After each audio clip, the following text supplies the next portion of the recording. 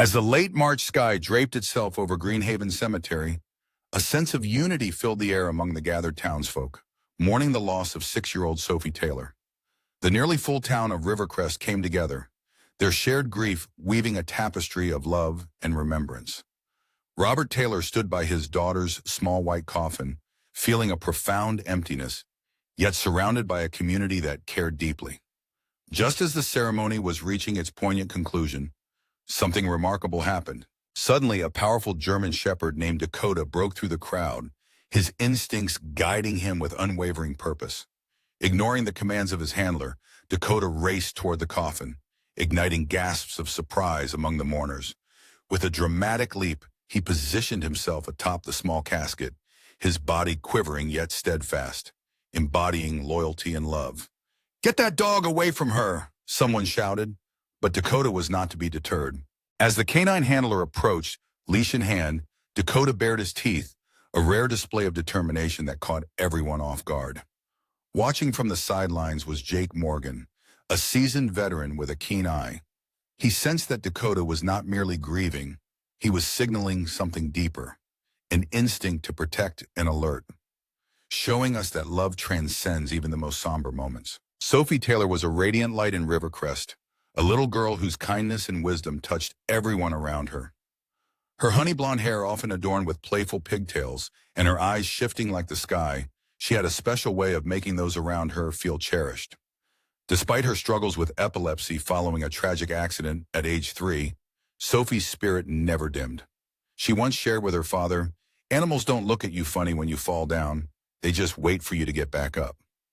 Her unwavering optimism was a testament to the resilience of the human spirit. In the face of her challenges, Sophie found solace and strength in her bond with animals, reminding us all of the power of unconditional love.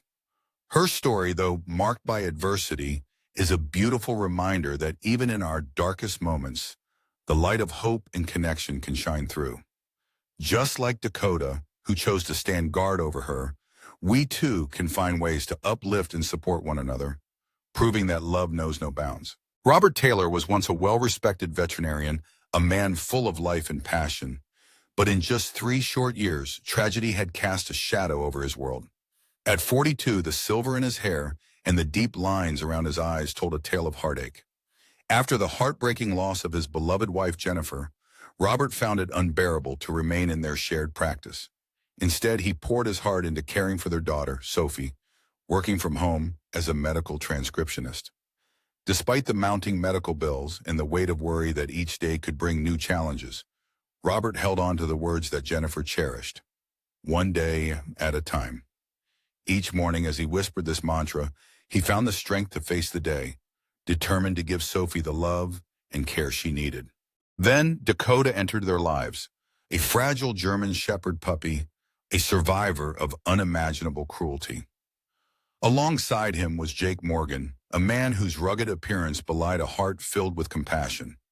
With his leather jacket and military tattoos, Jake seemed intimidating, yet he carried a profound story of his own.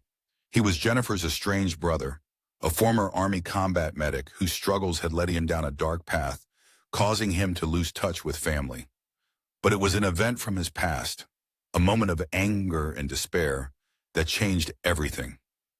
On a crisp morning, exactly 3 years after Jennifer's passing, the lives of Robert, Sophie, and Jake would intertwine in a way that would bring healing and hope. Every year, a beautiful tradition blossomed between Robert and his daughter, Sophie. They ventured to Jennifer's cherished hiking trail, nestled in the Appalachian foothills, where vibrant wildflowers danced across the landscape in hues that brought joy to their hearts. This time, Sophie insisted on gathering a small bouquet of hand-picked dandelions, strong and resilient, just like her mother always reminded her. As they parked at the familiar trailhead, Robert double-checked Sophie's medical bag, ensuring it was stocked with extra medication, emergency contact information, and a specialized helmet for her safety. The path meandered gently through towering oak and hickory trees, their new spring leaves glistening in the sunlight. Sophie skipped ahead, her laughter echoing through the woods, always within Robert's protective gaze. Arriving at the breathtaking outlook where Jennifer once captured the sunsets, they placed Sophie's dandelions in a small cairn of stones. "Daddy, did you hear that?" Sophie asked, her head tilted curiously. Robert shook his head, hearing only the soothing rustle of leaves and the sweet symphony of distant birdsong.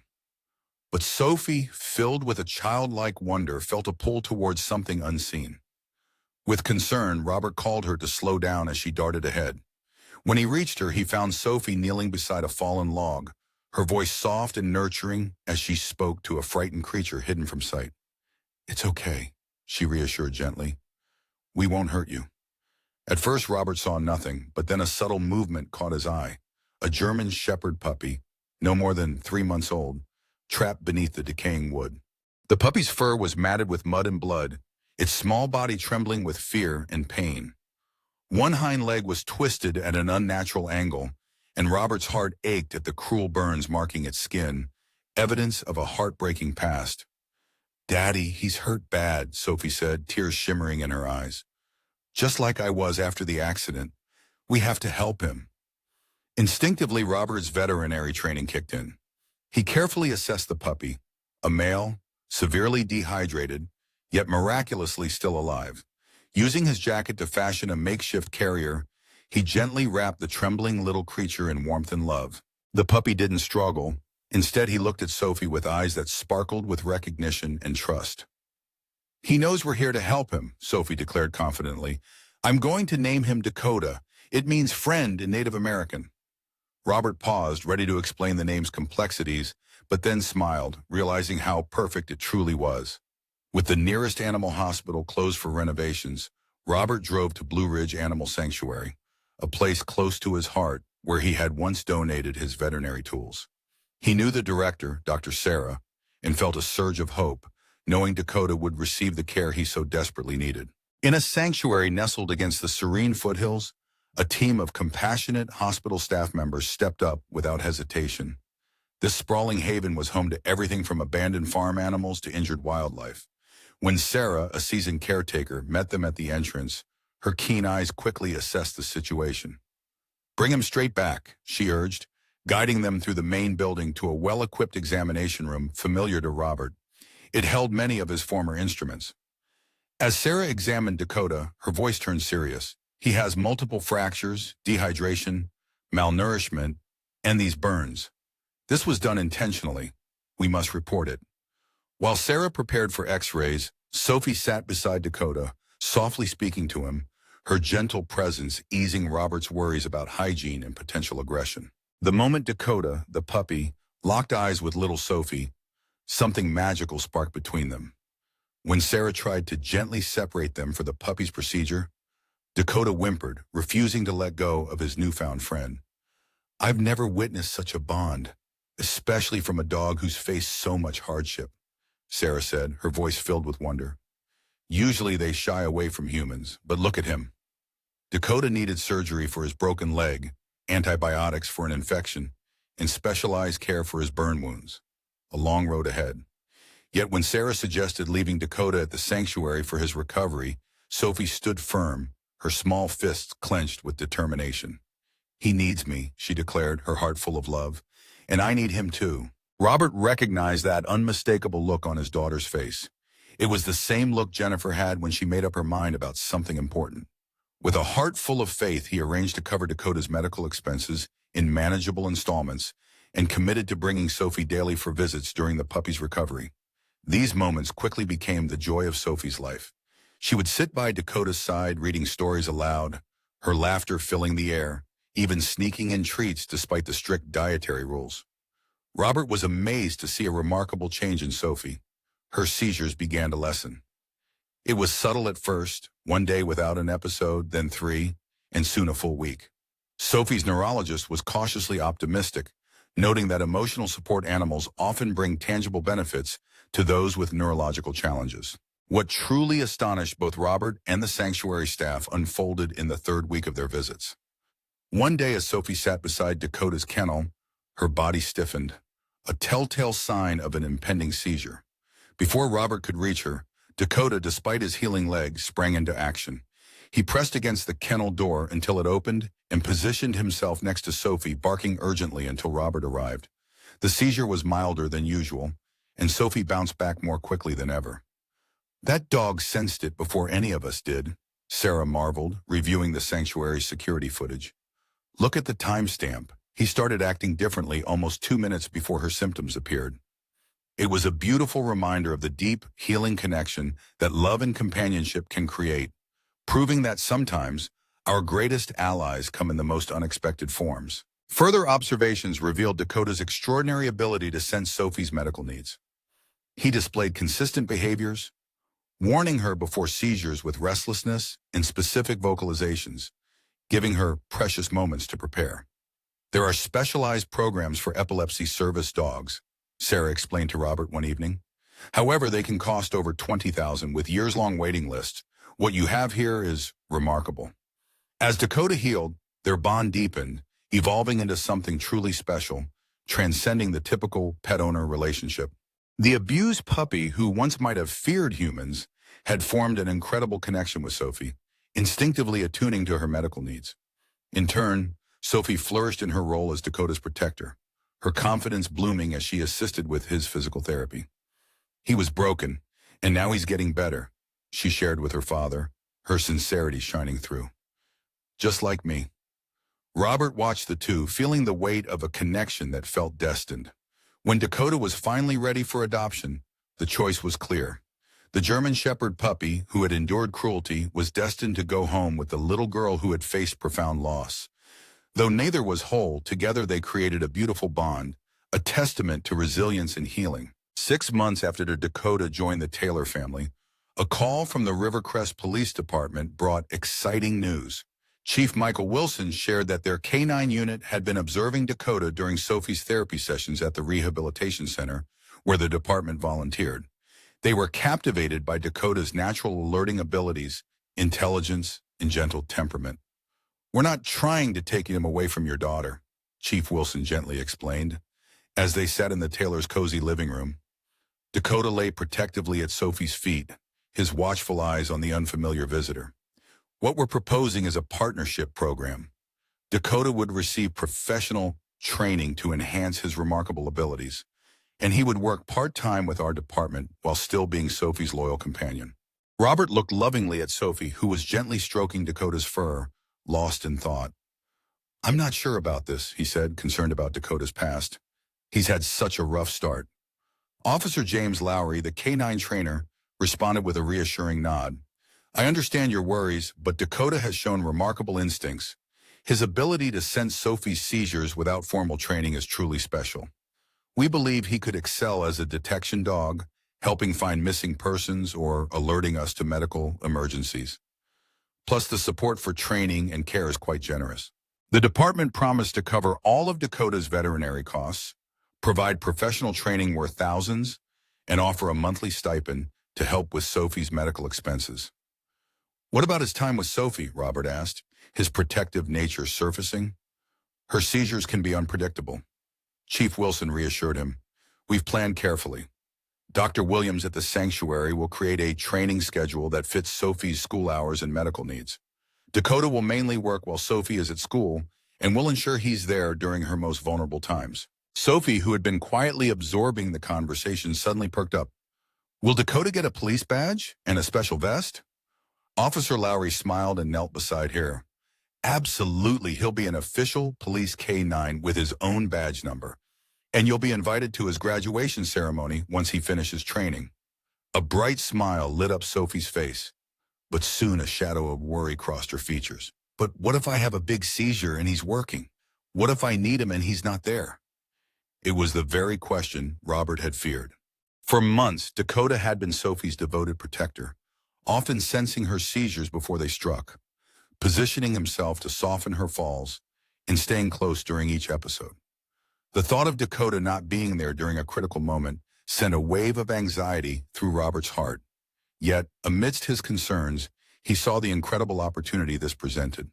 With Sophie's medical bills piling up and the best neurologist outside their insurance network, the financial support from the K-9 program could open doors to much-needed care.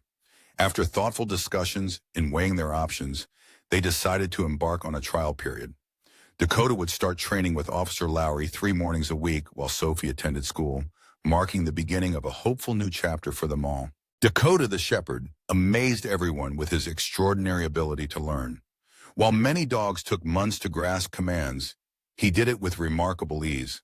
Watching him switch from a focused police dog during training to a comforting companion for Sophie was a sight to behold. He truly understands the difference between his roles, Officer Lowry said, witnessing the transformation. Dakota's presence brought warmth and hope. However, as his training progressed, Sophie's health took an unexpected turn. The seizures that had decreased in frequency began to intensify again, reminding us that life can be unpredictable. Robert found himself making regular trips to the emergency room, holding his daughter's tiny hand as doctors worked to stop her seizures. "We need to adjust her treatment plan," Dr. Henderson, Sophie's neurologist, said during another appointment. The EEG results indicated increased activity in Sophie's brain. "I recommend Dr. Eliza Montgomery at Children's Memorial. She specializes in complex pediatric epilepsy cases." Though the news weighed heavy on Robert's heart, he knew he had to fight for Sophie's health, no matter the challenge ahead. The cost of the initial consultation loomed over Robert like a storm cloud. "Is there any other option?" he asked, desperation creeping into his voice. Dr. Henderson's expression softened. "For routine management, yes, but Sophie's case is unique. Dr. Montgomery has developed a protocol for complex situations like hers. I wouldn't recommend it if I didn't believe it was essential." Robert felt the weight of his daughter's future resting on his shoulders, but he was determined to explore every possibility. That night, as Sophie slept soundly with Dakota keeping watch, Robert sat alone at the kitchen table, surrounded by bills and denial letters. The house that once felt like a sanctuary now echoed with anxiety. Repairs loomed large, and Sophie's medical needs seemed insurmountable. But in his moment of despair, Robert reached out to Sarah Williams at the sanctuary about increasing Dakota's training hours for extra support. To his surprise, Sarah offered a glimmer of hope. "The K-9 graduation ceremony next month is a big event. Local businesses donate generously to the program. With your permission, we could turn this into an opportunity for support." It was a reminder that sometimes when we feel lost, community can light the way. I was inspired to reach out to Chief Wilson about shining a light on the incredible bond between Sophie and Dakota.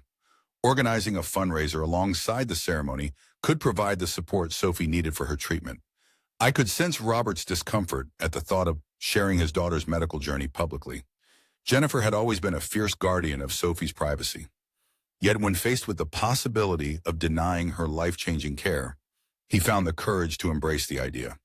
The weeks leading up to Dakota's K-9 graduation ceremony were filled with hope and preparation. The story of Dakota, the abused rescue dog turned devoted service animal for a child with epilepsy, captured the hearts of local news outlets.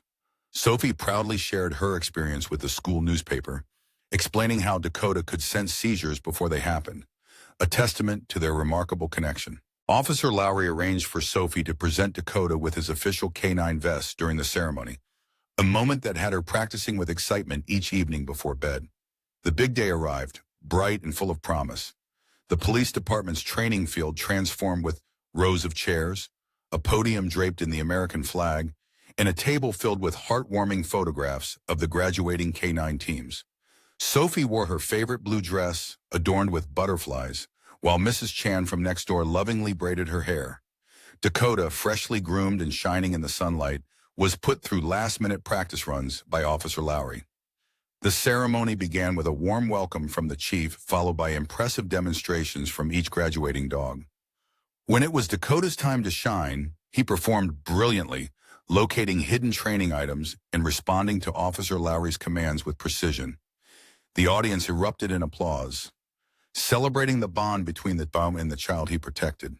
Sitting in the front row next to Sophie, Robert felt a whirlwind of emotions, immense pride in Dakota's accomplishments, and a tinge of anxiety about the upcoming fundraising appeal.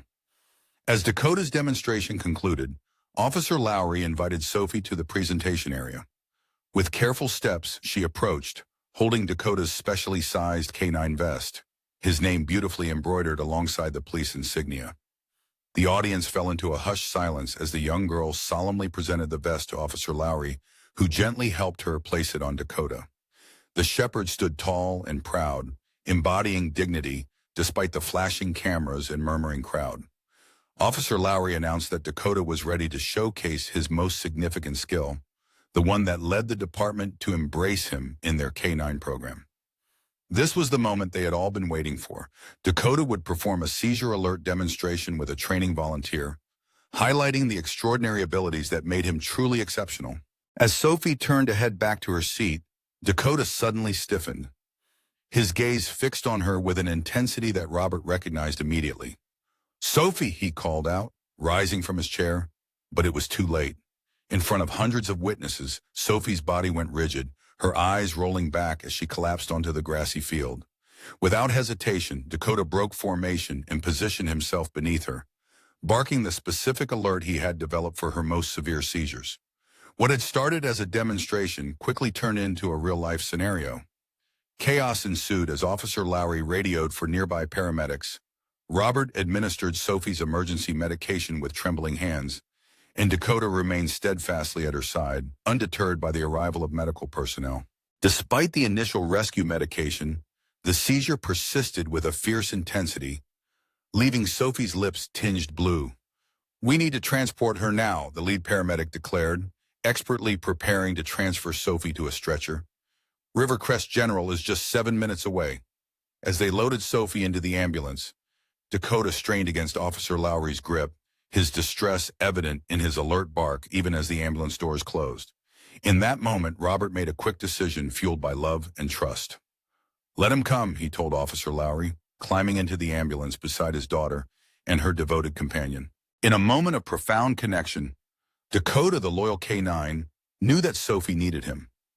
As they rushed to the ambulance, he leaped in, positioning himself close to her, radiating warmth and support. While the paramedics worked diligently, Dakota's steadfast gaze met Robert's, silently sharing their concern and love. Arriving at Rivercrest General, the emergency team was already prepared. Dr. Mark Peterson, the attending physician, initially insisted on hospital policy, stating, "No dogs in the ED," but a compassionate nurse recognized Dakota's vital role, explaining, "He's her seizure alert dog. We must accommodate service animals." With a reluctant nod, Dr. Peterson allowed Dakota to stay, ensuring he remained close to Sophie as the medical team worked to stabilize her. Through it all, Robert watched Dakota, feeling the strength of their bond. As the medical team stabilized Sophie, Robert felt a sense of relief. He knew that Dakota's presence was more than just a comfort. It was a lifeline. The seizure began to subside, thanks to the dedicated care from the doctors and the unwavering support of her beloved dog.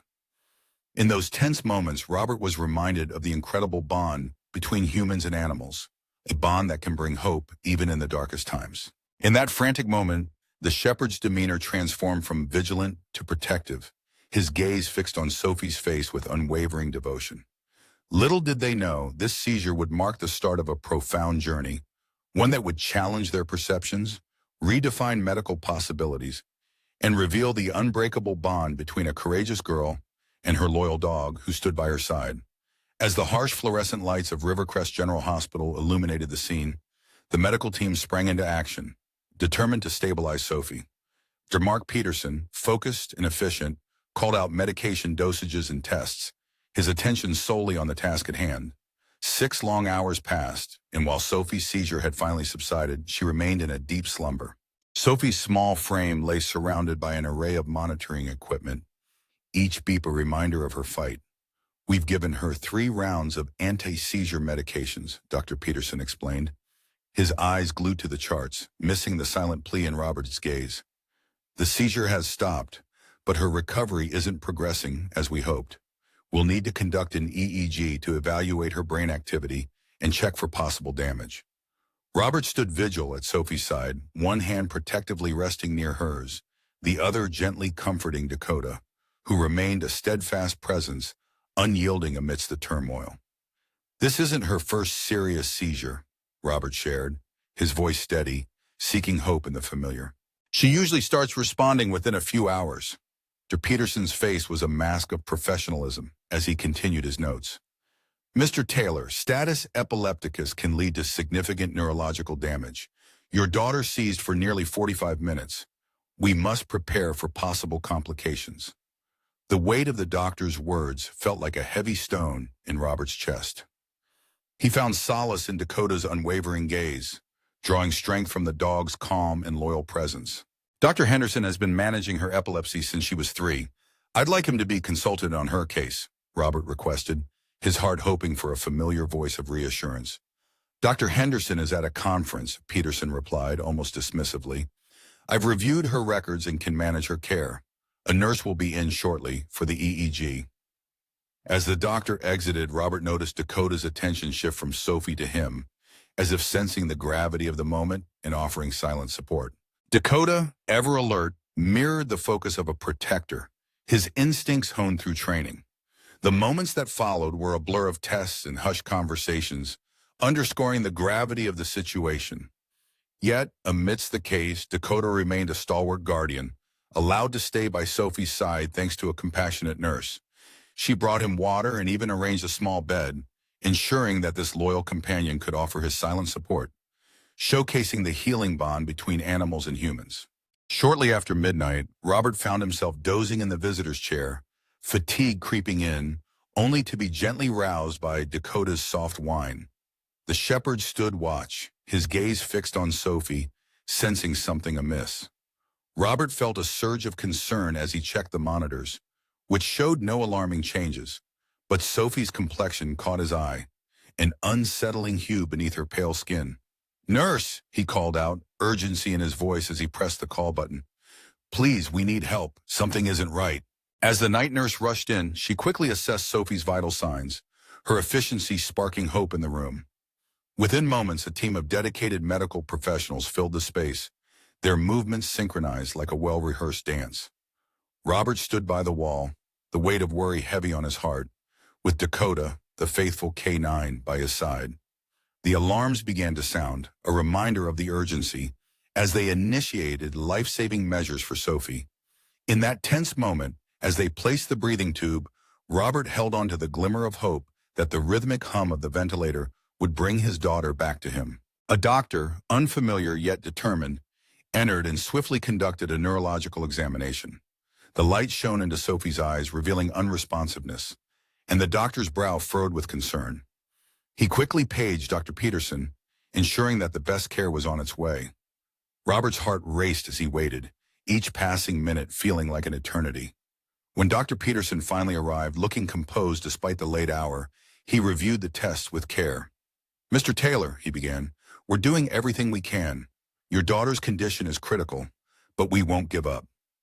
In that moment, the promise of unwavering dedication filled the room, igniting a spark of hope in Robert's heart. "The EEG indicates very low brain activity, and she now requires ventilator support," the doctor explained, his voice steady but clinical. "This suggests severe neurological issues." "What does that mean?" Robert asked, his heart racing. "It means the prolonged seizure has caused significant brain damage. We will continue to provide care, but you should prepare for the possibility that she may not regain meaningful function." The doctor's words felt like a heavy weight, and he turned back to the nurse's station, leaving Robert in a whirlwind of emotions. "Wait!" Robert called out, desperation creeping into his voice. "There has to be something more we can do, specialists we can consult, treatments we haven't tried." The doctor sighed, glancing at his watch. "Mr. Taylor, I know this is incredibly hard. We are providing the best care possible given the situation. Transferring her to a specialized facility might not be effective. Right now, it's important to focus on comfort and start thinking about end-of-life decisions." Robert stood there, disbelief washing over him. "She's just 6 years old," he said, his voice shaking.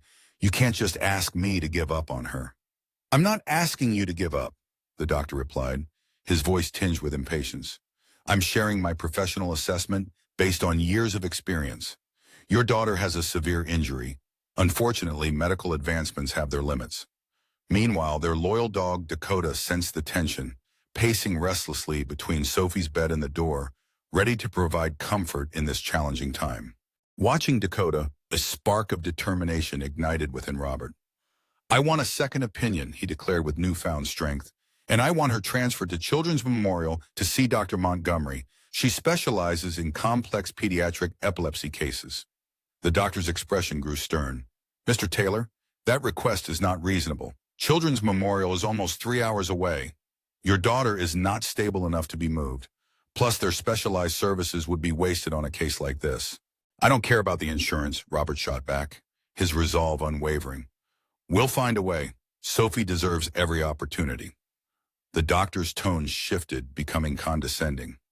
Even if I agreed to the transfer, their ethics board would likely decline due to her minimal prospects for recovery. Accepting her would take resources away from other children who truly have a chance. Anger flared within Robert, fueled by grief and a father's love. You don't know my daughter, he said, fighting to keep his composure, determined to advocate for her no matter the odds. She has faced every hurdle life has thrown her way since that fateful accident. She deserves so much more than to be overlooked after just one examination. Peterson glanced at his watch again, his impatience evident. I'll schedule another EEG for tomorrow, though I don't anticipate any changes. Please try to rest, Mr. Taylor. The nurse can arrange a cot for you. As Peterson exited, Robert slumped back in the visitor's chair, feeling a wave of helplessness wash over him. Just then, Dakota, his loyal companion, approached and rested his head on Robert's knee, offering silent support.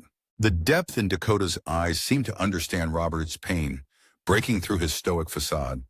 In that moment, he allowed himself to cry, one hand holding onto Sophie's fragile fingers, while the other was buried in Dakota's comforting fur. Morning arrived with little change in Sophie's condition. The follow-up EEG confirmed Peterson's assessment. Minimal brain activity, not enough to sustain basic functions without aid. As the hours passed, medical staff came and went, their expressions shifting from professional concern to barely concealed pity, especially when they thought Robert wasn't looking. At noon, Officer Lowry arrived, bringing fresh clothes for Robert and a special meal for Dakota. The K-9 trainer observed Sophie's condition with a heavy heart and placed a comforting hand on Robert's shoulder. We're all rooting for her, Lowry said sincerely. Chief Wilson wants to know if there's anything we can do, whether it's fundraising for specialists or arranging transportation. We're here to help. Robert shared his frustrations about Peterson's refusal to consider a transfer and the lack of treatment options. As he spoke, he noticed a flicker of recognition in Lowry's expression at the mention of Peterson. Peterson, Lowry echoed thoughtfully. Tall guy, around 60, with silver hair. Always looks like he's smelling something unpleasant, Robert confirmed, surprised by how accurate the description was. I thought so, Lowry continued, lowering his voice. There's history there. About 5 years ago, Jake Morgan, you know him? The biker who runs the Veterans Outreach Program? Lowry nodded, recalling that Jake had assaulted Peterson in the hospital parking lot. He served 18 months for it, Lowry added. The rumor was that Peterson had turned away a kid from the trailer park who needed urgent care, some insurance issue. That kid ended up with lifelong complications. Robert felt a weight settle in his chest as the information added a new layer to Peterson's dismissive demeanor. Before he could respond, the door opened again to reveal a young neurologist who introduced herself as Dr. Tamara Singh, here to consult on Sophie's case at the hospital's request. As Dr. Singh meticulously reviewed Sophie's tests, she paid close attention to every detail, from pupillary responses to subtle reflexes that others may have missed. Dakota, who had been anxious during previous visits, sat calmly by Sophie's side, sensing the shift in energy. Mr. Taylor, Dr. Singh said with a reassuring tone, I believe it's essential to conduct additional testing, a comprehensive EEG with provocation protocols and specific autonomic response measurements. While Dr. Peterson had focused solely on cortical activity, Dr. Singh's thorough approach ignited a flicker of hope in Robert's heart. Will Dr. Peterson support these tests? He asked, eager for a positive path forward. Robert knew Dr. Peterson had reservations about further intervention, believing it may be in vain. Yet Dr. Singh, with her calm demeanor, communicated understanding through her eyes. As the consulting neurologist, I can order these tests independently. I've already consulted with the chief of medicine.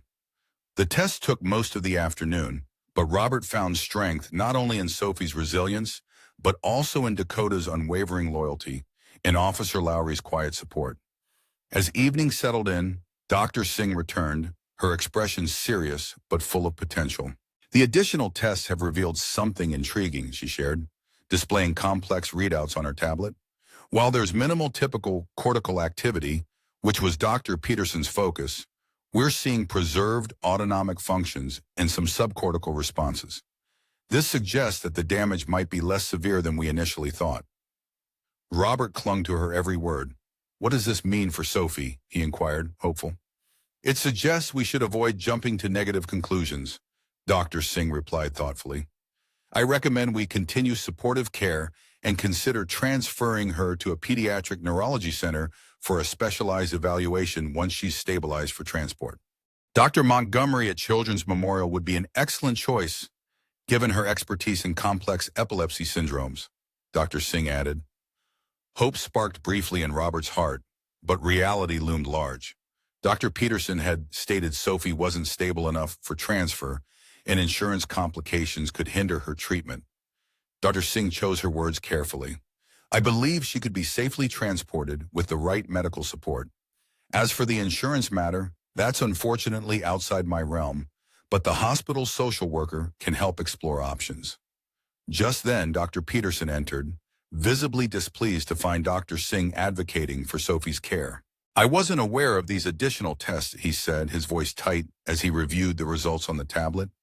"The chief of medicine approved the consult," Dr. Singh replied with calm assurance. "Considering the complexity of your daughter's condition, a second opinion was deemed necessary." Peterson responded with a curt nod, dismissing her words. "Interesting observations, but they don't alter the prognosis. Mr. Taylor, the ethics committee has reviewed your daughter's case. Given her condition, we recommend focusing on comfort care." The term comfort care hit Robert like a wave crashing over him. "Absolutely not," he replied, holding back the storm of emotions inside. Dr. Singh mentioned signs that the damage might not be as severe. "Dr. Singh is offering false hope," Peterson retorted. "I've been in medicine long before she graduated. Continuing aggressive treatment will only prolong suffering."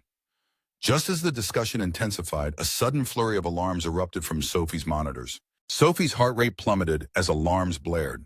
Dr. Singh sprang into action, calling for emergency medications as her condition took a frightening turn. "She's crashing," Dr. Singh shouted, beginning chest compressions. "Get the crash cart." The next 45 minutes felt like a surreal nightmare as the medical team fought valiantly to revive Sophie. Robert pressed against the wall, holding Dakota's collar tightly, his heart racing as they battled to restart Sophie's heart. Finally, when they stepped back, their expressions somber, Dr. Peterson turned to Robert. "Time of death, 7:42 p.m., he stated with heavy finality. "I'm very sorry, Mr. Taylor. We did everything possible, but her injuries were too severe." Robert stood in disbelief, struggling to absorb the reality of the moment as Dr. Singh checked Sophie's pupils one last time and quietly confirmed the loss. Dakota, who had been eerily still, suddenly began to whimper, a heartbreaking sound that pierced Robert's heart. "Would you like some time with her?" a gentle nurse asked, already preparing to disconnect the monitoring equipment. "We can remove the breathing tube to make her comfortable for your goodbye." Numbly, Robert nodded, watching as they transformed his vibrant, spirited daughter into a still figure beneath the hospital blankets. When they were done, he approached her bedside, Dakota following silently by his side, ready to share in this moment of love and farewell. As he reached for Sophie's hand, still warm yet heartbreakingly still, Robert felt the crushing weight of reality sink in. The unthinkable had happened. Despite every promise he made to protect her after Jennifer's passing, Sophie was gone. Just 3 days later, the community of Rivercrest gathered at Greenhaven Cemetery to celebrate the life of Sophie Taylor. The March morning, though overcast, was dry with muted sunlight filtering through the clouds, mirroring the somber mood of those who had come to pay their respects. Greenhaven, a gentle hillside overlooking the town, was a serene place dotted with majestic oak trees that had stood witness to generations of love and loss. As Robert stood beside his daughter's white coffin, he scarcely recognized the man staring back at him in its polished surface. The past 72 hours had been a whirlwind of paperwork and phone calls, each step taken like a dream from which he couldn't wake. The funeral home director had shown great kindness, guiding Robert through decisions that no parent should ever have to face, choosing the smallest casket available, selecting a burial plot next to Jennifer's grave, and crafting an obituary that tried to capture the essence of a vibrant 6-year-old life. Pastor Williams from the community church stepped up to the podium beside the gravesite, his well-worn Bible resting in his hands. This elderly minister had baptized Sophie as a baby and had been a steadfast presence at Jennifer's funeral 3 years prior. As he surveyed the gathered mourners, nearly 200 strong, many clutching small stuffed animals or colorful pinwheels that Sophie adored, he began the service with a heartfelt prayer for comfort and healing. "Friends, neighbors, family," Pastor Williams began, his voice soft yet strong, carrying across the hushed gathering. "Today we come together with a burden that feels incredibly heavy, the loss of a child. Sophie Elizabeth Taylor illuminated our community for 6 beautiful years with her courage, kindness, and extraordinary spirit." As the pastor spoke, Robert stood still, his gaze locked on the small, white coffin adorned with a bouquet of wildflowers from the hiking trail where they had once found Dakota. Though the dog couldn't attend the service, due to the funeral director's gentle but firm policies, Officer Lowry ensured Dakota was cared for at the police K-9 facility, where the shepherd had been grieving, refusing food since the day Sophie left this world. In this moment of sorrow, the community's love and support shone brightly, reminding all that even in darkness, we can find hope and connection. In a touching moment, Pastor Williams invited Sophie's father, Robert, to share a few cherished memories. As he approached the podium, each step felt like a journey through deep waters, but his heart was determined to honor his beloved daughter. He took a breath, setting aside the carefully written words he had prepared, realizing that what truly mattered was the love he wanted to convey. "My daughter," he began, his voice soft yet growing stronger with each word, "had a beautiful gift for finding joy in the simplest things, like collecting stones. Not the precious gems, but ordinary pebbles that spoke to her heart. She would gather them from walks or playgrounds, bringing home treasures that many would overlook. Her room was a testament to her unique perspective, filled with jars of these special rocks." He paused, inhaling deeply, gathering his thoughts. "After her mother passed away, Sophie shared a profound insight with me that I will carry forever. 'Daddy,' she said, 'people are like my rocks. They all have something special, but sometimes you have to look really carefully to see it.'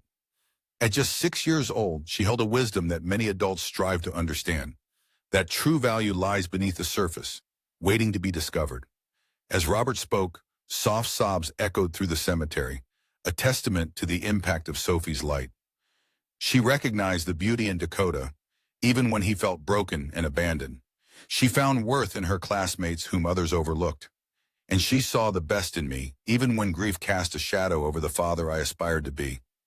His voice wavered, but he found strength in his message. Sophie faced her challenges with an unwavering spirit from the very beginning. Her epilepsy was just a chapter in her life story, never the defining factor. She approached every obstacle with a bravery that inspired me daily. The world feels a little dimmer without her radiant spirit. Yet, I believe she would want us to continue her legacy, to seek out the special qualities in others, and to keep collecting the overlooked treasures that add meaning to our lives. As Robert returned to his place beside the coffin, Mrs. Chin, Sophie's beloved neighbor who had taught her the art of folding origami cranes, began to sing Amazing Grace. Her beautiful soprano voice soared across the hillside, lifting hearts in remembrance of a truly remarkable girl. As the mourners gathered, their voices intertwined in a melody that danced with a gentle breeze rustling through the oak trees. Among them stood a solitary figure, Jake Morgan, who had come to honor the memory of his estranged sister, Jennifer Taylor. Though hidden behind dark sunglasses and a leather jacket zipped against the March chill, the weight of his emotions was palpable. As the hymn came to a close, Pastor Williams invited everyone to place their heartfelt tributes, a collection of stuffed animals, pinwheels, and hand-drawn cards from Sophie's classmates, into a basket meant to accompany the family. Just as this solemn moment began, a sudden commotion at the cemetery entrance stirred the air with unexpected energy. Officer James Lowry rushed up the gravel path, his distress evident as he approached Robert, with Dakota, his loyal German shepherd, straining at the leash. This was not an ordinary moment. Dakota's focused intensity was a testament to the bond that transcended words. "I'm so sorry, Lowry," he whispered urgently to Robert. He broke through two secured doors at the facility. With a bruised arm hinting at his struggle, Lowry continued, "He's never shown aggression before. I felt he should be here to say goodbye." In his heart, Robert understood the unbreakable connection between his daughter and her protector. "Just for a moment," he requested quietly, his voice laced with raw emotion. "He deserves to say goodbye too." With a heavy heart, Officer Lowry released Dakota's leash, and the German shepherd paused, scanning the gathered mourners before his gaze fixed on Sophie's coffin. With determination, Dakota moved forward, parting the crowd with calm assurance. In an unexpected moment of grace, he gently placed his front paws on the edge of the casket, settling atop it as if to guard his beloved friend in her final rest. His intelligent eyes met Robert's, conveying a depth of understanding that transcended species. Just then the funeral director stepped forward, discomfort evident on his face. "I'm afraid we can't allow this," he began. But the bond between Dakota and Sophie spoke louder than words, echoing the sentiment that love knows no boundaries, even in the face of loss. "Wait," Robert interrupted, captivated by Dakota's unusual behavior. This wasn't the grief he anticipated. There was no mournful whining or restless pacing. Instead, Dakota stood alert, his ears perked, his body tense, showcasing the keen vigilance he usually reserved for monitoring Sophie during her seizures. From his position near the back, Jake Morgan removed his sunglasses, his keen eyes narrowing as he observed the German shepherd's stance.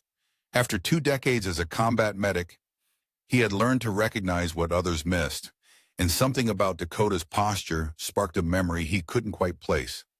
"He's not grieving," Jake murmured to himself, drawing a curious glance from a nearby mourner. "That's an alert posture." "Mr. Taylor, please, this is highly irregular. We need to proceed with the service," the funeral director insisted. But Robert barely heard him. He was entranced by Dakota's behavior. The shepherd began to emit a soft, rhythmic whining. Not the sound of sorrow, but a pattern that Robert recognized from Sophie's seizure alerts. "He's alerting," Robert whispered, a flicker of hope igniting within him. Why would he alert if? His thoughts were interrupted as Dakota barked sharply, the specific vocalization he reserved for Sophie's most severe seizures, signaling that immediate intervention was necessary. The sound reverberated across the hillside cemetery, startling a flock of mourning doves from a nearby oak tree. "Get that animal under control," the funeral director demanded, his professional demeanor cracking under the pressure. Officer Lowry took a step closer to retrieve Dakota, but the shepherd growled low in his throat, issuing a warning that halted the K-9 officer in his tracks. This wasn't the behavior of a boy who had broken training. It was a determined resistance from an animal who believed his mission was crucial. "Something's wrong," Lowry whispered to Robert, sensing the tension in the air. "I've never seen him act like this, not even during the most intense protection training," Robert replied, his heart racing. At the back of the gathering, Jake Morgan moved forward, his mind finally connecting Dakota's behavior to memories of his military service. During his deployment, he had worked with medical detection dogs trained to sense subtle physiological changes often unnoticed by human observers. "Someone needs to check," Jake urged as he pushed through the startled mourners. "Sir, please return to your place," the funeral director insisted, gesturing for cemetery staff to step in. "We're in the middle of a service." But amidst the chaos, a spark of hope lingered, reminding everyone present of the unbreakable bond of love and the extraordinary instincts of a loyal companion. As Jake stepped closer to Robert, I could see the family resemblance shine through, a striking testament to their shared strength. "You don't know me," Jake began, his voice steady but filled with urgency, "but I was a combat medic. That dog is trying to communicate something important." Robert's eyes reflected a whirlwind of emotions, hope intertwined with protective anger. "My daughter is gone," he said, each word heavy with pain. The doctors confirmed it. Dakota the dog continued to bark insistently, his gaze fixed on Robert. "What are you suggesting?" Robert asked, confusion mingling with desperation. "I'm suggesting," Jake replied, unwavering, "that dogs have an incredible ability to sense things we cannot. In Afghanistan, we had a retriever who alerted us to subtle changes in comatose patients when our equipment showed no signs of life." The funeral director, clearly overwhelmed, interjected, "Gentlemen, we must proceed with the service. This is not the time." But Jake, fueled by a sense of urgency, declared, "Open the coffin." His voice rang out, capturing everyone's attention. A wave of gasps swept through the mourners, followed by whispers of disbelief. Pastor Williams stepped forward, his expression a mix of concern and compassion. "Sir, I understand grief can manifest in many ways, but let's honor Sophie's memory with dignity." Ignoring the murmurs around him, Jake turned to Robert. "I know this sounds strange, and I understand everyone's skepticism," he said earnestly. "But that dog," he gestured to Dakota, still alert and focused, "is trained to detect things beyond our perception. We owe it to ourselves to investigate what's triggering his instincts." Robert felt himself caught between a flicker of hope and the fear of being hurt by false expectations. The words of Dr. Singh echoed in his mind, reminding him to not rush to despair. "And I don't know what to say," he murmured, uncertainty clouding his thoughts. Officer Lowry added softly, "I've never seen Dakota give a false alert. Whatever he senses is real to him." The funeral director, now visibly shaken, stepped closer, realizing the weight of the moment. "Mr. Taylor, I cannot allow the disturbance of casket contents once they've been prepared for interment. It goes against state regulations and professional protocols," the funeral director stated, though his voice trembled with uncertainty. Yet Robert's expression hardened, recalling the same fierce determination he had shown when doctors suggested giving up on Sophie's treatment years ago. "That's my daughter," he said firmly, his heart full of hope. "And if there's even the slightest chance—" His voice trailed off, but the weight of his hope hung in the air. Just then, Dr. Amara Singh, the consulting neurologist, pushed through the bewildered mourners, her presence radiating authority and compassion. "I back the examination of her condition," she affirmed, ready to advocate for what was best. "There were unusual findings in her final tests that deserve verification," she added, standing firm beside Robert. The funeral director looked from Robert to Dr. Singh and then to Dakota, who remained vigilant and alert. "This is completely unprecedented," he protested weakly, but Robert's spirit began to rise again. "So call the police," he replied, a spark of his former self igniting. "Oh, wait, they're already here." He gestured to Officer Lowry and the other uniformed officers who had come to honor Dakota's connection to their K-9 unit.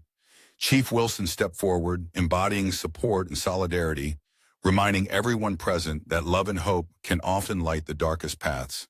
"In light of the circumstances, I believe we have just cause to seek an emergency medical evaluation," he said with determination. "I will take full responsibility for this decision." The air was thick with anticipation as moments unfolded in a surreal intensity. The funeral director, though hesitant, stepped aside, allowing Officer Lowry to radio for emergency medical services. Jake Morgan, with his military medical expertise, quickly briefed Dr. Singh, who listened with keen interest, respecting the urgency of the situation. Meanwhile, Dakota, the loyal dog, remained steadfast on top of the coffin, his watchful demeanor expressing an unwavering bond. "The nearest ambulance will arrive in 8 minutes, Lowry reported, but hope flickered in the air. "But we can't wait," he turned to Chief Wilson, urgency in his voice. "Sir, with your permission, we need to check now." Wilson nodded gravely. "Proceed." With gentle reverence, Lowry and another officer approached the coffin, respecting the moment while Dakota shifted slightly to maintain contact with the casket lid. As they opened the secured latch prepared for closure, the atmosphere was thick with hope and determination. As the lid was gently lifted, a hush enveloped the gathering. There lay Sophie, peacefully arranged against white satin, looking as if she were simply dreaming in her favorite blue dress, adorned with butterfly embroidery. To the untrained eye, all seemed serene, yet the deity's unwavering alertness hinted at something deeper. Jake stepped forward with professional poise, his medical training guiding him through this surreal moment. As he pressed 2 fingers to Sophie's neck, an electric tension filled the air. For several heartbeats, silence reigned, each person holding their breath in anticipation. When Jake finally looked up, his expression was one of profound revelation. "I can feel a pulse," he announced, his voice steady amidst the extraordinary circumstances. It was faint and slow, maybe 10 or 12 beats per minute, but it was there. Dr. Singh quickly joined him, confirming his findings with her own examination. With a small penlight from her purse, she checked Sophie's pupils. "Minimal pupillary response, but present," she reported with urgency. This indicates a profound cataleptic state, not death. Overcome by a whirlwind of emotions, Robert whispered, "She's alive," his heart filled with both hope and disbelief. "But the hospital issued a death certificate," Robert murmured, grappling with the reality of the situation. Dr. Singh explained rapidly, "Catalepsy is extremely rare but documented. Vital signs can be suppressed to levels undetectable by standard monitoring, leading to misdiagnosis." At that moment, Dakota leaped down from the coffin, positioning himself protectively by Sophie's side, his attentive demeanor now making perfect sense. He hadn't been grieving. He had been alerting everyone to the subtle signs of life that human senses and standard medical equipment had missed. In the distance, sirens blared as the ambulance approached. Chief Wilson coordinated with dispatch, relaying the unprecedented situation and requesting immediate helicopter transport to Children's Memorial Hospital. What had begun as a funeral gathering transformed into an urgent medical scene, mourners stepping back yet remaining rooted, unwilling to leave until they knew Sophie's fate. Through it all, Jake Morgan remained steadfast beside Sophie, monitoring her faint vital signs with the calm determination of a seasoned medic. When he finally looked up at Robert, the resemblance was undeniable. Both shared an unwavering resolve, a refusal to accept conventional wisdom when their instincts knew there was still hope. "You're Jennifer's brother," Robert said softly, recognizing Jake, who was ever vigilant. As Sophie was loaded into the ambulance, Officer Lowry emphasized the urgency for advanced care. With a calm determination, Jake refused to leave Sophie's side. "He goes with her," Robert insisted, and the paramedics, acknowledging the importance of their bond, agreed. This moment of unity highlighted the strength of family and the unwavering support that can emerge in times of crisis. As the ambulance sped away, lights flashing and sirens wailing, a powerful silence enveloped the assembled mourners on the hillside. They were witnessing a remarkable event that transformed sorrow into hope, reshaping their understanding of life and death. Pastor Williams broke the silence, his voice filled with awe. "In all my years, I've never seen anything like this. We've witnessed something extraordinary, a testament to the unbreakable bond between a child and her protector." This moment served as a reminder of love's incredible power to heal and inspire. In a moment of reflection, Jake Morgan suggested, "Let's turn this gathering into a prayer circle for Sophie's recovery." The mourners, touched by his words, began to shift their focus from grief to hope. Just then, Chief Wilson approached him, his face serious but not unkind. "I have to let you know there's a warrant out for your arrest," he said softly, addressing the situation with care. "It's related to the Peterson incident." Jake met his gaze, unflinching. "I understand, but I couldn't miss my niece's funeral." The chief studied him in silence, weighing his next words carefully. "You know, I seem to have misplaced my handcuffs today," Chief Wilson said with a slight smile. "How convenient." He continued, "And I suspect the processing of your arrest might take a little longer than usual. Just enough time for a judge to see the bigger picture." He nodded toward the ambulance, hinting at the urgency of family. "You should be at the hospital. Your family needs you." As Wilson walked away, Jake remained on the hillside, watching the ambulance fade from view. After 15 long years away from his loved ones, marked by his past mistakes and the longing for connection, he felt a flicker of hope ignite within him, a chance for redemption and healing. In a moment of profound connection, a German shepherd's unwavering love opened the door to hope, not just for Sophie, but for her father Robert as well. As the solemn procession of emergency vehicles navigated the narrow streets of Rivercrest, the sirens pierced the tranquil afternoon, drawing the attention of concerned townspeople. Inside the lead ambulance, paramedics worked tirelessly to stabilize Sophie Taylor's fragile condition. Robert stood by her side, holding her motionless fingers with one hand while resting his other hand on Dakota's head. The loyal German shepherd remained steadfast, eyes locked on Sophie, embodying the spirit of devotion. "Her blood pressure's dropping again," one paramedic called out, urgency in their voice. "Oxygen saturation is at 83%. Powerless in the face of the medical crisis, Robert watched as the paramedics adjusted equipment and administered life-saving medications. Medical jargon washed over him like a tidal wave, leaving him feeling overwhelmed. Dr. Singh, who had joined them from the cemetery, remained focused, monitoring Sophie's condition with a determined gaze. Her state is deteriorating, he spoke gently to Robert. The cataleptic state likely preserved her brain function initially, but she's been without proper medical support for nearly 3 days. We must transport her to advanced care right away. The radio crackled with updates. The emergency helicopter faced mechanical delays, and the backup transport would take at least 20 minutes. Time was not on their side. Children's Memorial is dispatching their specialized transport team, the dispatcher announced, but they won't arrive for another 35 minutes. Dr. Singh's expression grew serious. She requires comprehensive life support immediately. Rivercrest General is our best option. Robert's grip on Dakota's fur tightened instinctively. Not there, he said, his voice heavy with emotion. Not with Peterson. He's the one who declared her dead without proper testing. Mr. Taylor, Singh replied gently, I understand your apprehension, but your daughter's condition is critical. Rivercrest has the necessary equipment to stabilize her for transport. We don't have time for alternatives. As the ambulance turned sharply onto Hospital Drive, the siren quieted as they arrived at the emergency entrance, where a medical team was already prepared for the unique situation. Among them stood Dr. Peterson, his silver hair glinting under the ambulance bay lights, his expression a mask of professionalism and concern. As the door swung open and the gurney was wheeled out, Peterson stepped forward, taking command with calm authority. Take her to Trauma 1, he instructed the team. I want full cardiac monitoring, intubation trays ready, and the ventilator prepped. Dr. Singh, I need a complete briefing on your field assessment. Robert stepped out of the ambulance, Dakota faithfully by his side, embodying the power of love and loyalty in the face of adversity. As the atmosphere thickened with tension, a devoted shepherd stood protectively by, sensing the urgency around him. In that moment, Jake Morgan, a steadfast advocate, arrived on his motorcycle, embodying determination and fierce loyalty. I think it's best if you take a step back, Peterson, Jake urged, his voice a blend of concern and passion. We've already faced enough challenges with this child. Peterson dismissed Jake's plea, focusing instead on the medical team working tirelessly to help Sophie.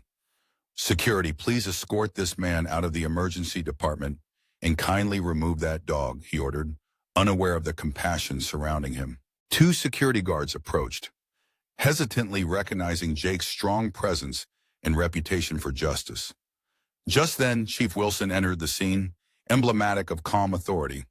Dr. Peterson, he stated firmly, given the urgency of the situation, I insist that Dr. Singh take the lead on Sophie Taylor's treatment, alongside the pediatric specialist en route from Children's Memorial. Peterson's demeanor hardened, but he was soon reminded that this was not just a medical emergency. It was a call for collaboration, where every voice mattered. A new voice cut through the tension, strong and clear.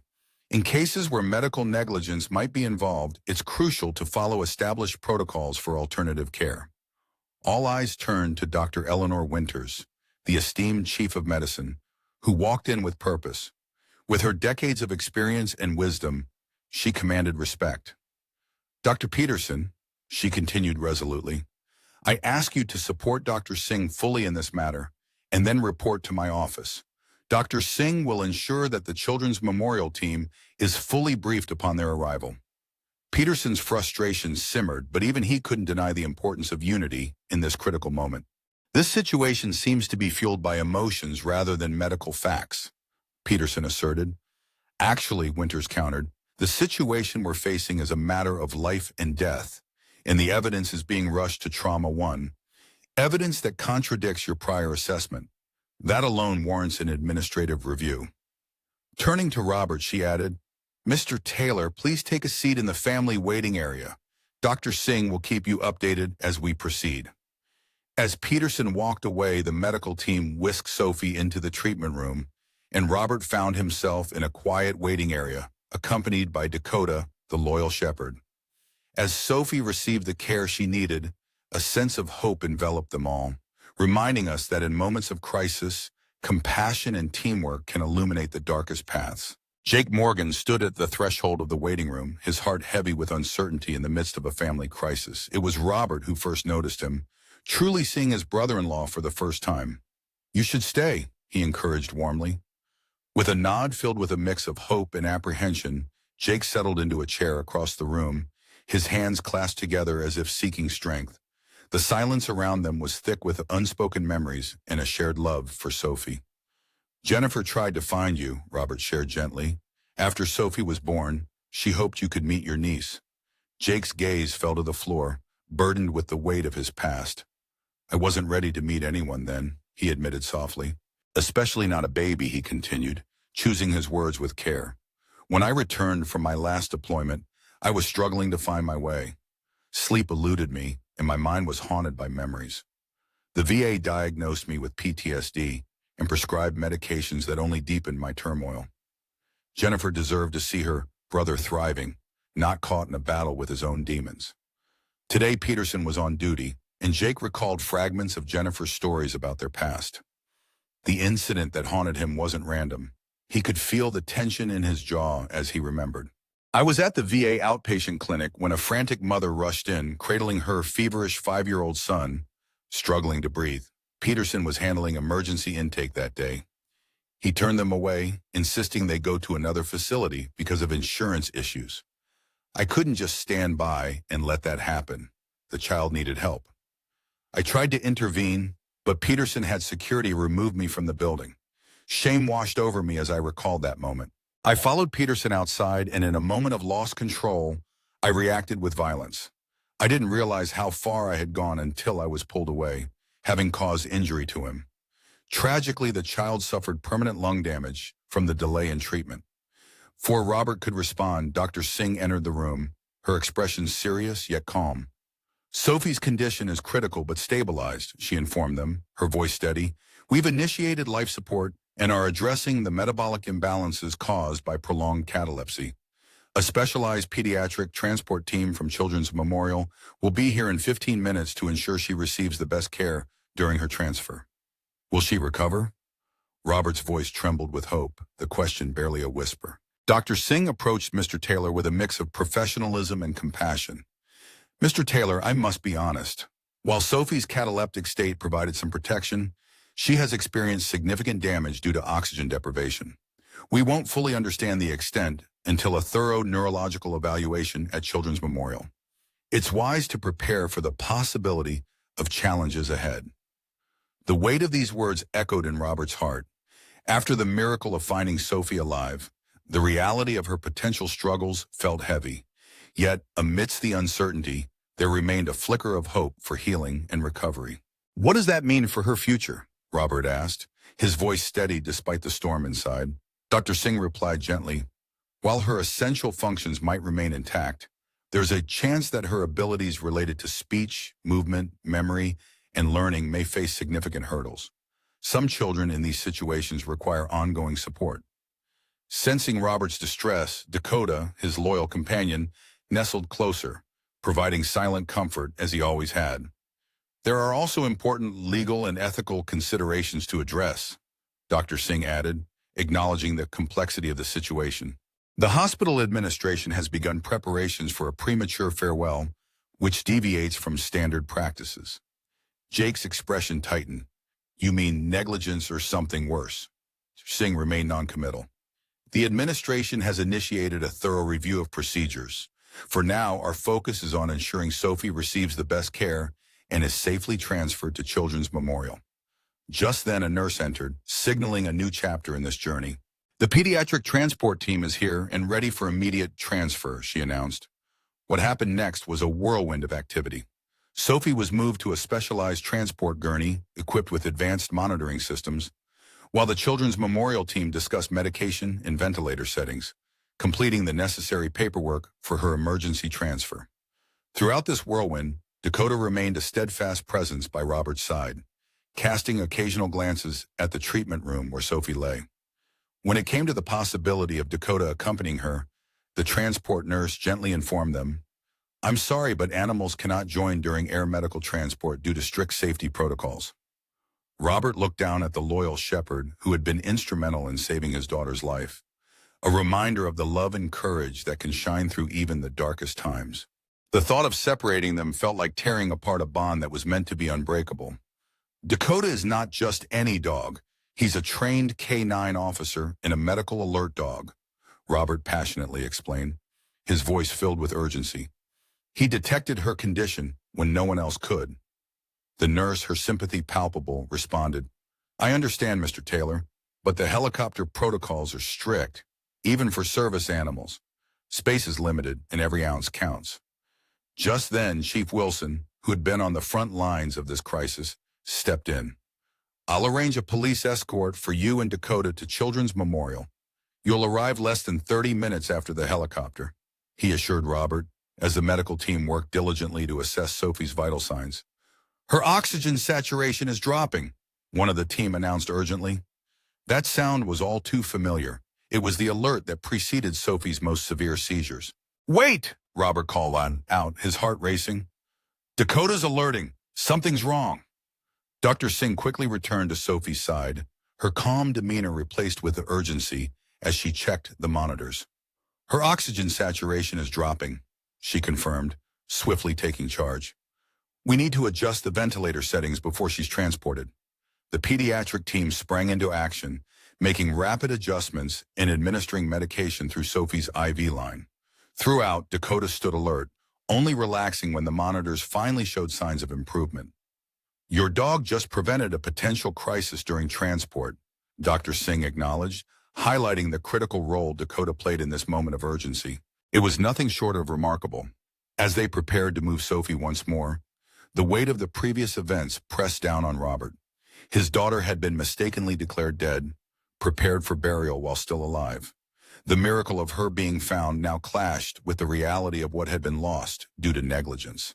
As the transport team wheeled Sophie toward the waiting helicopter, Robert felt Jake's hand reassuringly on his shoulder, a silent testament to their shared grief and the uncertain journey that lay ahead.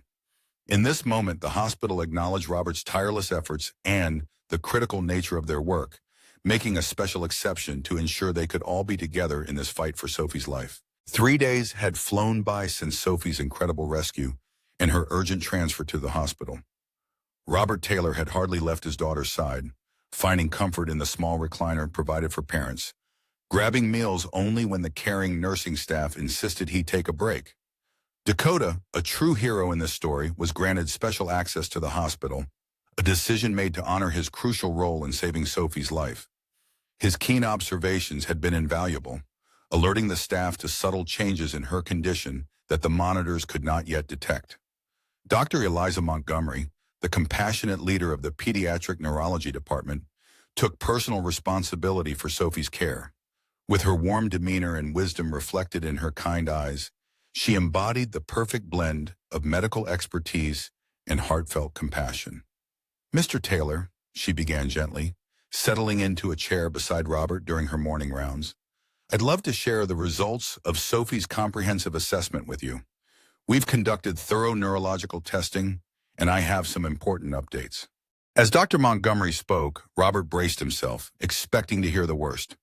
He had been worried about the severe cataleptic stage Sophie had experienced, thinking it would lead to grim news.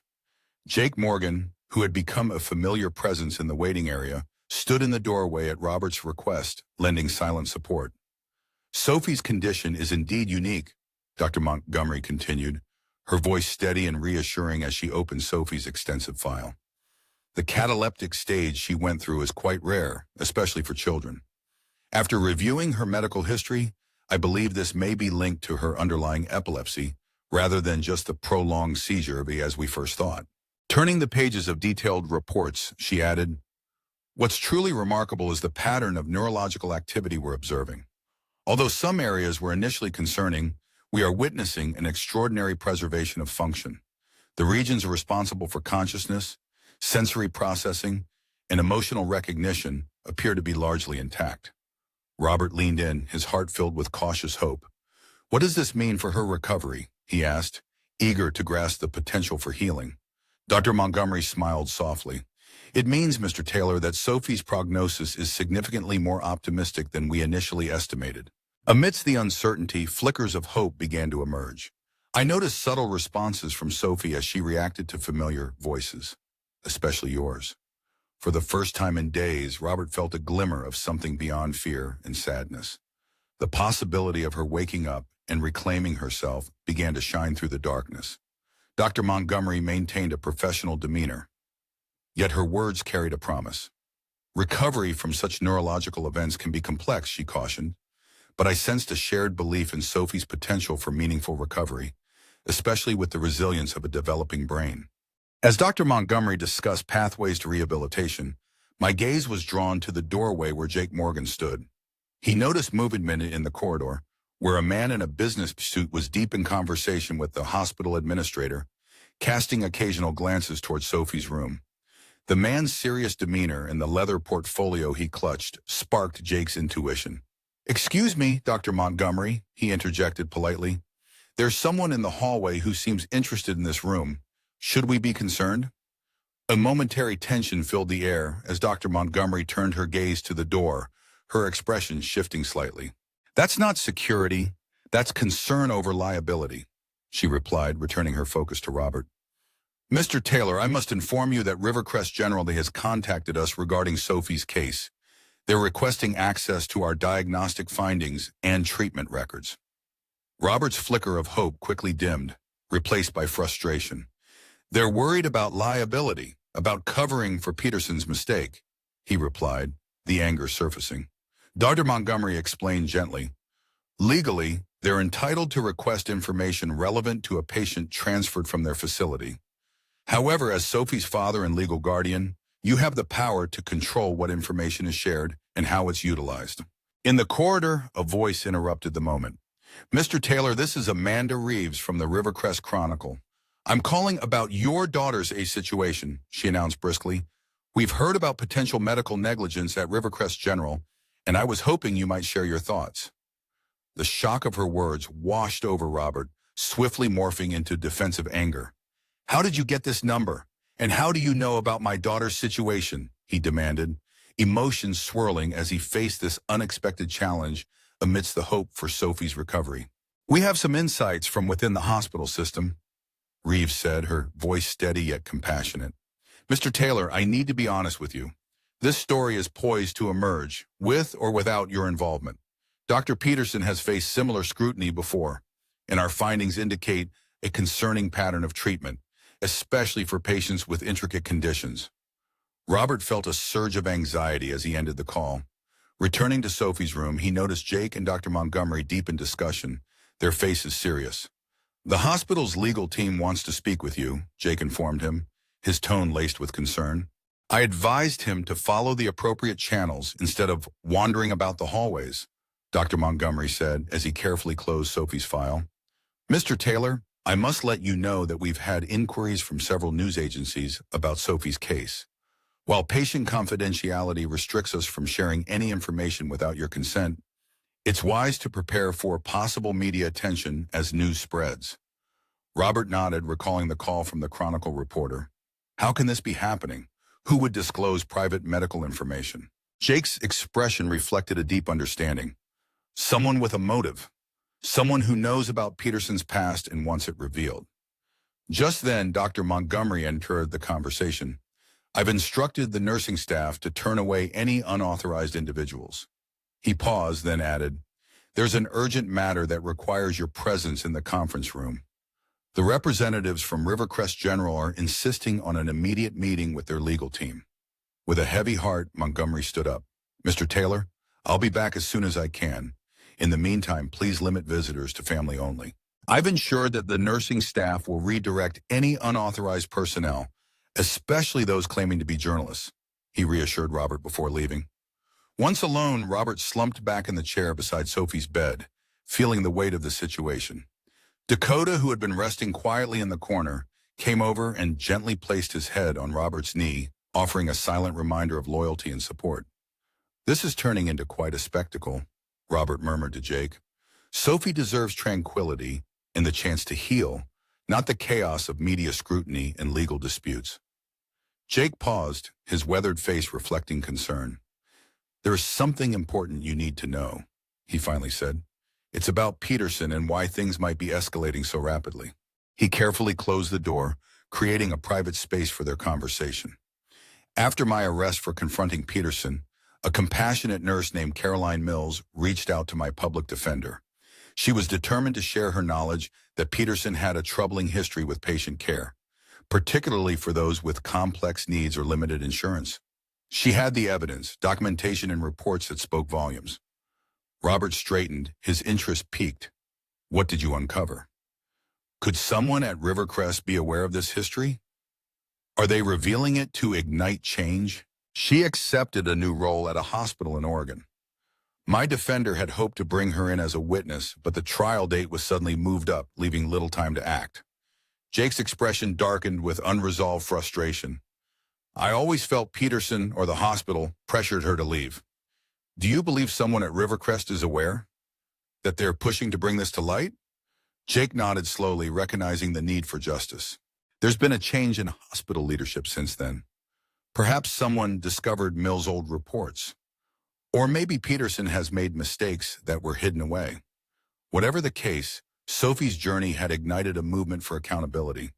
Their discussion was gently interrupted by a soft knock at the door.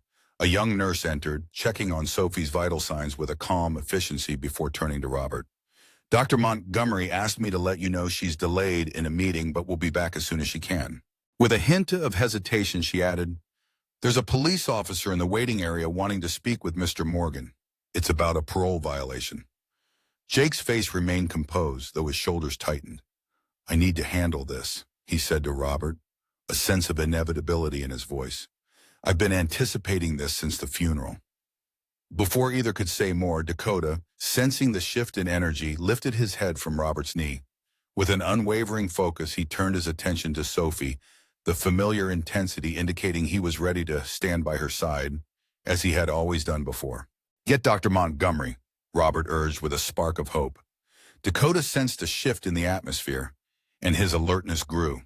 The nurse rushed to the door but paused at a gentle sound coming from the bed, a soft moan, barely rising above the rhythmic beeping of the machines.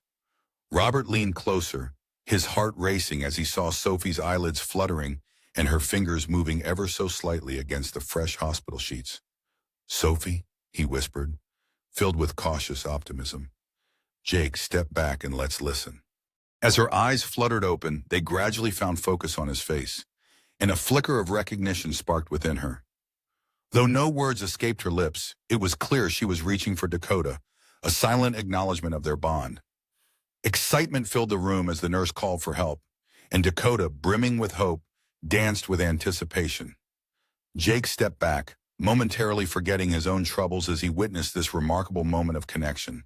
Dr. Montgomery arrived shortly after, her energy reflecting the urgency of hope in the air. With gentle words, Dr. Montgomery assessed Sophie, her voice a soothing balm amidst the chaos. Robert, holding Sophie's hand, felt her fingers curl weakly around his. This is an extraordinary sign of progress, Dr. Montgomery announced, her eyes sparkling with optimism. Sophie is showing purposeful responses and recognition. While she's not fully aware yet, her improvement is beyond what we anticipated at this stage. The question echoed in the air. What had shifted in this delicate moment? Robert, still cradling Sophie's hand, pondered aloud. Why now? Dr. Montgomery glanced at Dakota, who stood watchful yet calm by the bed. I can't define it through medical terms. Recovery isn't always straightforward, especially in extraordinary cases like Sophie's. However, I've learned over the years that emotional connections can profoundly influence healing. Judge Gardner has taken a unique interest in your case, acknowledging these heartfelt elements. As the medical team continued their diligent work, Jake quietly exited to face his own challenges. He encountered Officer Miller, who appeared uneasy with his task. Chief Wilson asked me to let you know, Miller said softly, that Judge Gardner has reviewed your case. Due to the unique circumstances, she's issued a temporary stay on your parole violation warrant, while new evidence is examined regarding your actions at the funeral. Jake's face remained composed, but the weight of tension began to lift from his shoulders, hinting at a glimmer of hope for a brighter tomorrow. Evidence? Video from multiple sources showed your medically appropriate actions that saved a child's life, Miller said, a hint of a smile lighting his face. The chief reminded him that while the legal process moves slowly, it sometimes turns in the right direction. As Miller left, Jake stepped back into a room that had transformed. The air was filled with hope as the tension of legal matters faded away, replaced by the miraculous sight of Sophie awakening. Her father, overcome with emotion, looked at the devoted German shepherd by her side. "He knew you were still here, Sophie," Robert whispered, his voice thick with tears. "When everyone else thought you were gonna, Dakota never gave up on you." Sophie's fingers twitched, her eyes slowly shifting from her father to Dakota, who watched her with unwavering loyalty. As her lips formed the words, "good boy," even without sound, the message was vibrant and clear. In that moment, amidst the busy medical staff recording vital signs and the unanswered legal questions looming overhead, one truth stood out. Dakota was a steadfast guardian. This remarkable canine had crossed boundaries that seemed insurmountable, embodying love that outshone even the darkest moments of despair. As the seasons changed, Sophie's healing journey unfolded, with the vibrant colors of spring blossoming into summer's warmth, and finally transforming into autumn's rich tapestry in the Appalachian foothills. The path to recovery was anything but easy, filled with both challenges and victories that tested the strength of everyone involved. Yet through it all, Dakota remained a faithful companion, his keen instincts becoming a crucial part of Sophie's care. 6 months after the event now known as the Miracle at Greenhaven, Sophie sat in her wheelchair on the back deck of her family home, bundled up against the November chill. With determination, she engaged in speech therapy exercises, her progress surpassing all expectations. Though she faced difficulties with fine motor skills and speech, her cognitive abilities shone through, supported by what Dr. Montgomery described as a perfect storm of protective factors. "That's excellent," Sophie cheered for Melissa Chin, her dedicated speech therapist who visited 3 times a week. In a heartwarming tale of dedication, Dakota, a remarkable shepherd, stands by Sophie as her devoted medical alert pump companion, all while continuing his important canine duties with the Rivercrest Police Department. His presence beside her wheelchair is a testament to the deep bond they share. With his head raised at the sound of his name, Dakota exemplifies unwavering support and love, making their partnership a shining example of innovative service animal deployment. Chief Wilson proudly showcases their model program to other departments, demonstrating how compassion and service can create a brighter future. Meanwhile, at the kitchen table, Robert Taylor and his friends Jake Morgan and Sarah Williams from the Animal Sanctuary work diligently on documents, navigating the journey of healing and justice for Sophie. A new chapter unfolds as the settlement agreement brings hope and healing to Sophie's family.